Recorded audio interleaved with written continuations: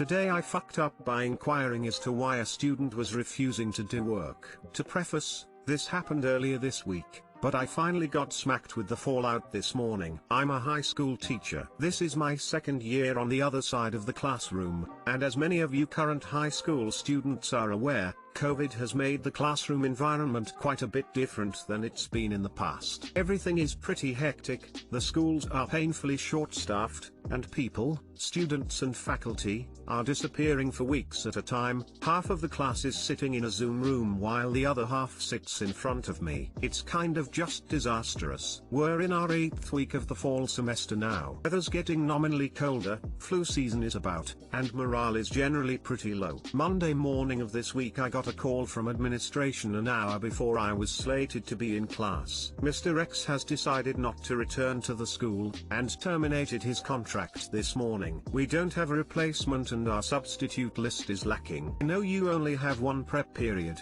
but would you be willing to give it up until we can find a replacement and act as a stand-in for that hour? Unenthusiastic, but wanting to establish myself as a source of reliability at the school where, again, I'm only in my second year, I begrudgingly agree. We're a 7th, 12th school, so we cater to middle and high school. I teach 9th and 12th grade literature/English and history. The class I'm standing in for, 7th grade social studies. Now there's a reason I chose high school as my field. Teenagers are obstinate, yes, but generally respond better to authority simply because they're mature enough to understand consequences. Middle school is a weird place. Emotionally and mentally the development ranges from truly children, to effective adults. It's a confusing amalgam of maturity, and one I never prepared to deal with. So on to the fuck up, I guess. Monday morning I come in, pound my coffee, make it through my 0th and 1st hour classes, and now it's time for what should be my prep period. I gather my things, lock my classroom door,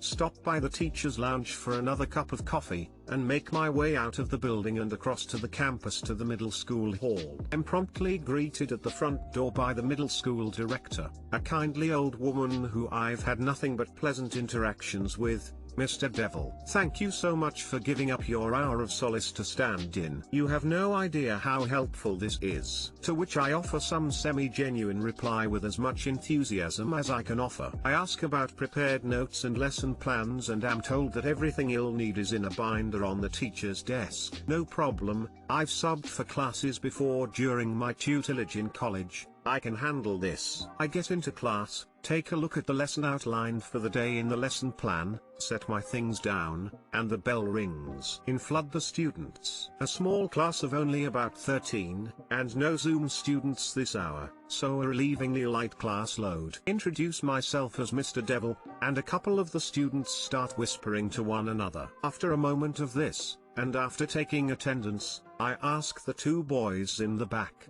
very pointedly, about what's so interesting that they have yet to acknowledge their own names in the roll call. You're the English teacher in the high school, right? One of them, yes. My big sister says you're a real dick. I'm taken aback at this point. My reputation with my students has always been positive, save for a couple of students who are obviously checked out and waiting to turn 18 so they can pick up a crap job somewhere and smoke pot in their apartment without their parents nagging down their neck, who don't appreciate any attempts at instilling some discipline. Not to let that set the mood of the classroom, I respond with I run a tight ship, and in my classroom, work gets done. I have little tolerance for nonsense, and if that makes me so unbearable, then so be it. This seemed to satisfy the student, and I followed up by expressing that language of that sort won't be tolerated either. The bell rings to signal the beginning of class, and I hand out the worksheets the students are meant to be working on that day. We participate in a group activity meant to be directly relatable to the topics at hand, and I turn them over to themselves to finish the worksheet, allowing them to chatter quietly at the same time. Everything's going fine for a little while. There are a couple of instances where I have to rein in the volume, or remind students to stay focused. But there is this one student. one of the two from earlier. It's not the one that insinuated his older sister thinks I'm a real dick, but the recipient of such whispering. I notice that 10 or 12 minutes into the activity and not a single word, not even a name, is on the paper. All I've seen of this student the entirety of class time is conversation of Minecraft and a YouTuber that modded the hardest Minecraft run ever. I stop by the table, point to the sheet, and remind the student firmly that this is due at the end of class and a failure to return a completed sheet will result in a 0. He gives me a sullen look and places his pencil to paper. I make another round offering assistance to a couple of other students asking for it, offer another reminder to keep the voices at an appropriate level, and return to this student's desk. Once again, talking is occurring and no work is being done. I place my hand on the sheet, point to the empty name slot, and say something along the lines of at least pretend to be trying to get work done. You can chat about Minecraft for 15 minutes but can't be bothered to put your name on your paper, and continue checking other students' work. As I walk away I see the student slump in his chair and start to pout. I chalked it up to moodiness resulting in him throwing a fit. How wrong I was. Exchanges much like this happened 2 more times over the course of the hour, him sitting there doing no work, and me stating to him that he needs to start reading the prompt and writing the responses. At this point there's about 15 minutes left in class. The activity should have taken no more than 10 or 15 of the allotted 30 minutes. Most of the students have turned in their work and are either reading quietly, working on other stuff, or chatting in a respectful volume to let others finish. 10 minutes left in class. The one student still doesn't have a thing on his page, and is back to talking about his game of Among Us last night. I'm fed up and about to go and speak with him when our middle school paraprofessional walks through the door. For those of you who don't know, a parapro is a certified classroom assistant, usually meant to aid in classroom prep or help students who struggle with certain concepts and can't keep up with the rest of the class. She looks at me and says, "I'm so sorry I'm late, my alarm didn't go off this morning and I just got here. Has everything been okay?" I was a little surprised, told her it was all well and good, and asked why she was there. A classroom usually doesn't get assigned a parapro unless there's a student that needs one. "Oh, did nobody tell you?" She leans in and whispers the student in the back there. He's effectively illiterate. He can't read or write without major assistance. I figured someone would have said something. My eyes shift to the student in the back, the young man who has yet to so much as put his name on the paper. The young man who, not 20 minutes ago, was questioned as to why he hasn't bothered to so much as put his name on the paper. The young man who I'd effectively been singling out for not reading or writing anything on the paper. I felt my heart sink. I reflected on everything I said to the student, as I would to any other student, and I realized what I had done. The student wasn't pouting because he was angry with being told to focus on a worksheet. He was pouting because someone kept insisting he do it when he outright was completely unable to do so. Nobody fucking told me. No one warned me. We don't keep a list of developmentally disabled students or something. The parapro was supposed to do that, and she wasn't there to. So I spent an hour effectively picking on the illiterate kid without a clue in the world. The class ended, I slinked back off to my homeroom class and I sat there, eyes to the floor, until my next class rolled in. I went through the rest of my day sullen and stricken with personal guilt. It felt terrible. I got off work that night and went straight to the local bar, grabbed a drink, sat out back on the patio, and started slugging down rum. No more than a few moments later, one of my co-workers wanders in, as is standard form. We all drink at the same watering hole, and, well, we all drink. Take it from me kids, most of your teachers are functioning alcoholics. Just comes with the territory. He wanders over and asks me what's up. I relay everything to him and he responds with, "Oh, that's what the school director wanted to talk to you about." My eyes widen. I go into full panic mode. I slug down the last of my drink and walk my happy ass home in the cold dark night. 2 days passed, and I waited for that dreaded call, or the email that would summon me to my disciplinary hearing. I lost sleep, I felt so ridiculously guilty it was almost physically painful, and I just wanted it to be over. This morning I got to class, set my stuff up, lock my classroom door and wander to the teacher's lounge for my morning cup of coffee. I open the door and who do I see standing there, alone? My director locks eyes with me and I immediately shoot mine to the floor. I'm still living in guilt and embarrassment, the likes I haven't felt since the day I tripped and fell flat on my face at my own middle school graduation in front of 400 people. I shuffle over to the coffee pot and she says, "Cleanly my office." 5 minutes. I comply and work myself up for my inevitable chewing out. I wander to her office door and contemplate just walking away, getting in my car and skipping town. But alas, I do not flee. I raise my fist, rap it against the laminated wood, and she insists I come in. I find myself a seat in front of her, opposite her desk,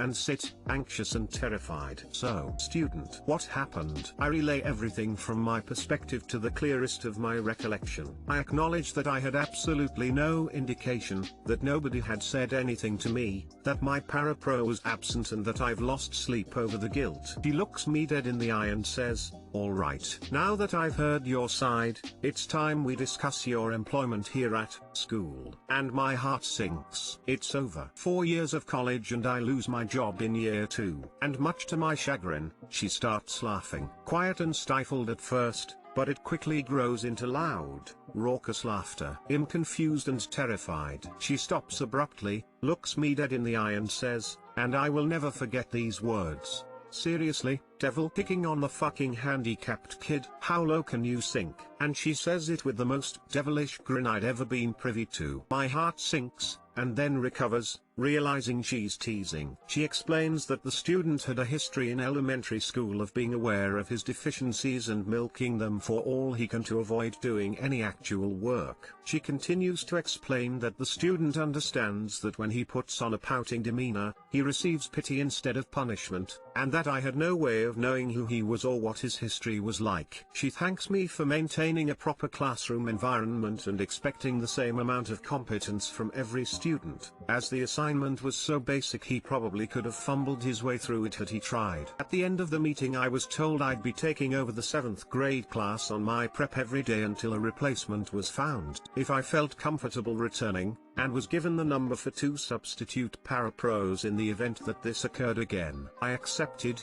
and she and I get a solid chuckle out of the whole situation. At the end of it all, she asked if I felt like tripping the kid with crutches too. I have a feeling I'm not living this down for a while. TL, doctor, stood in for a 7th grade classroom, inadvertently singled out the handicapped kid. Thought I lost my job. Now I'm just known as the guy that wants to pick on the developmentally disabled. Please end my life. What I found interesting was that none of the students mentioned to you the situation regarding that kid. When I was in high school we had a student who was quite erratic and used to jump around. He had a teacher in the school who used to come and check up on him. Now usually some substitutes come in and we end up explaining that the student has some behavioral or mentally deficiency. I don't actually know what he has, so I won't assume, and that usually clears things up. I was thinking the same thing. My daughter is in 4th grade and if a substitute even mispronounces a name, the rest of the class jumps in to correct the sub. I can't believe not a single student mentioned that he needed help.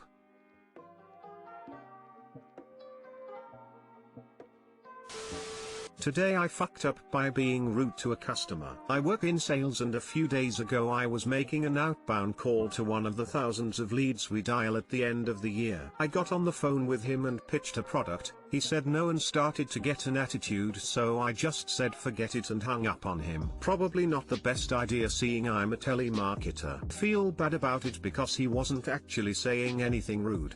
It was just him acting condescending, and I was just frustrated with dialing hundreds of leads daily and not getting any return from it. It wasn't right for me to take out my frustration on someone else. Fast forward to yesterday, I got pulled off of the phones and into a meeting with all of my supervisors. The man had made a formal complaint to our corporate office and they advised me that I'm now being investigated for gross misconduct and I'm being suspended with pay. I called the director of our sales department shortly after and he said that he was disappointed in me. I apologized profusely and made it known that I I take full responsibility for my mistake. He said I will probably just get a written warning, but you never know with corporate. I've made over $1 million in sales for the company this year, broken records in not just sales but productivity as well. I've never been written up for anything ever, never had any issues before with being rude to customers, and this mistake will probably cost me my job. I'm getting notified on Monday on what their decision is. Sucks, but it is what it is. Just trying to stay positive in the interim. Too long didn't read,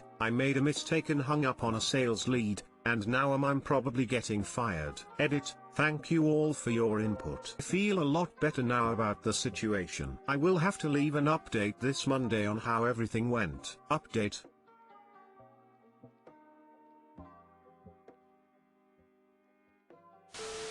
Today I fucked up by telling my son meat is made of animals. A while ago we had a friend over for dinner who is a vegetarian. My 5-year-old son asked her why she didn't want steak, to which she replied, "I'm a vegetarian, I don't like the idea of animals being killed so I can eat them." My son was quiet and thinking about it for a few seconds till he said, "I don't like that either. I might become a vegetarian as well." So a few days go by. Till today I got a call from his teacher. She was quite concerned. Apparently ever since we told him where meat comes from, he had been yelling "animal serial killer" to all his classmates who eat meat. And on top of that, when they went to a farm with his class, he called all the animals different types of meat instead of cow/sheep/chicken. He would say, "Look, there are some meatballs over there," while pointing towards a group of cows. It's time for some further explaining. TLDR, told my son meat is made of animals, he now calls his classmates serial killers.